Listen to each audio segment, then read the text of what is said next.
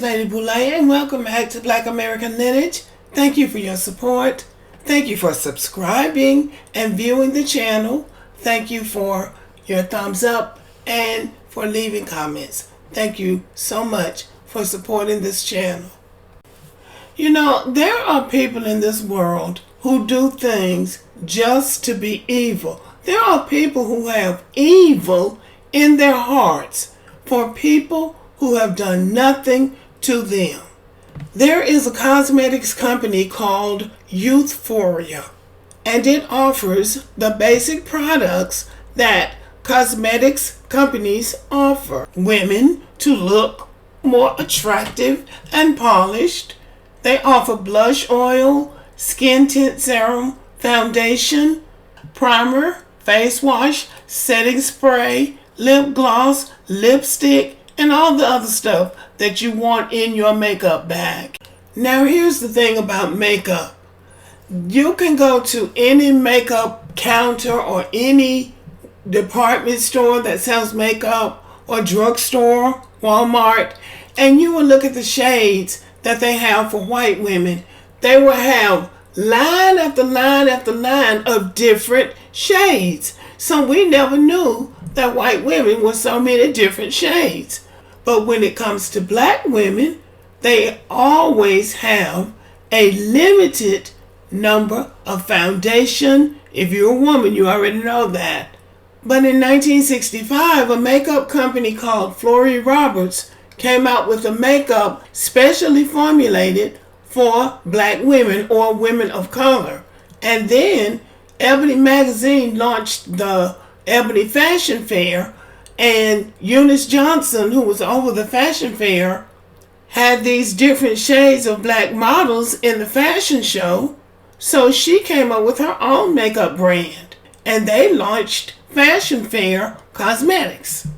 And then they started selling it in department stores. So that gave black American women a little bit more choice in foundation and other makeup products.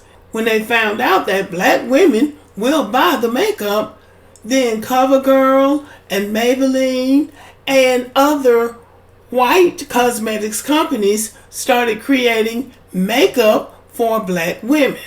And even though some black American women had trouble finding their shade in Foria and Fashion Fair, they could kind of put it together, mix it together, and come up with an acceptable shade.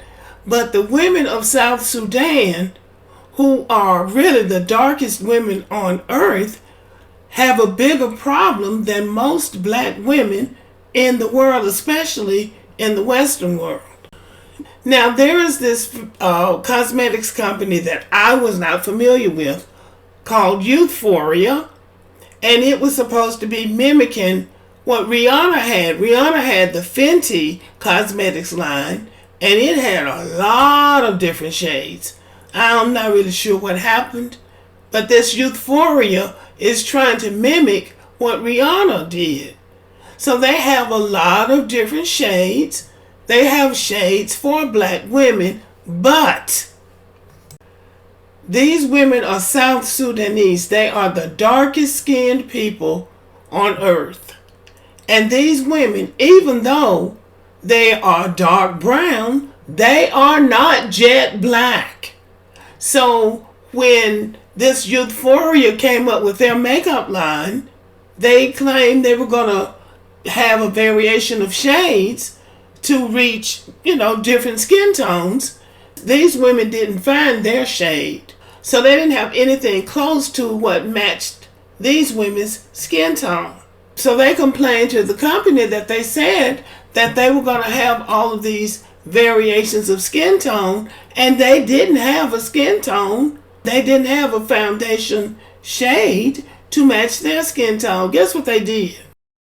They went back and got some kind of a foundation color and didn't mix it with anything. They just got something black. It looks like black paint. And this is what they gave them. Now, according to people who make up makeup, they mix colors. They use a dark foundation, then they put something reddish, because most black women, really dark skinned black women, are going to have something called reddish undertones. Say they put something red in the mixture to tone it down to come close to what your shade is, and they put in different colors to lighten it up or darken it or something of that nature. But they didn't use anything but black in this and threw it and gave it to them and basically said, okay, here's your makeup. That is so insensitive. That it's just it's irrationally mean. It really is. Now let's take it to another place. This is the Somali model, used to be model. I'm not sure if she's still working. Iman. This is Iman. In 1994, Iman launched a cosmetics line. And, she made a point of telling the world that she was not launching her cosmetics line for Black American women. She was claiming that she was just doing it for everybody. Well, Somalia and Sudan are not that far apart. So since she wasn't doing it for Black American women, I'm wondering who she was doing the makeup for.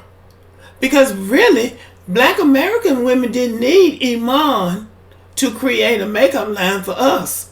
We already had people creating makeup for us. So we didn't need that. But she said that on several different occasions that she was not launching her makeup line just for Black American women. Well, these women needed the makeup worse than Black American women did. So I wonder why she didn't include them in her makeup line.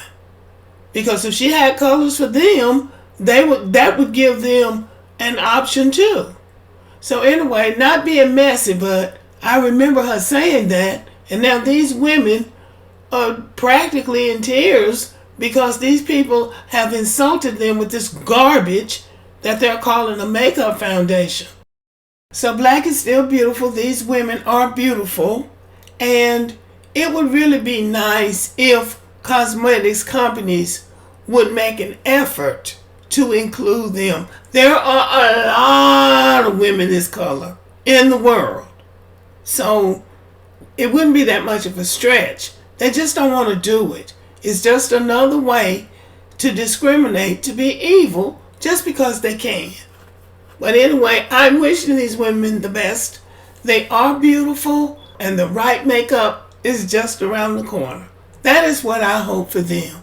Okay, y'all, thank you for listening. Let me know what you think about the video. Have a good evening.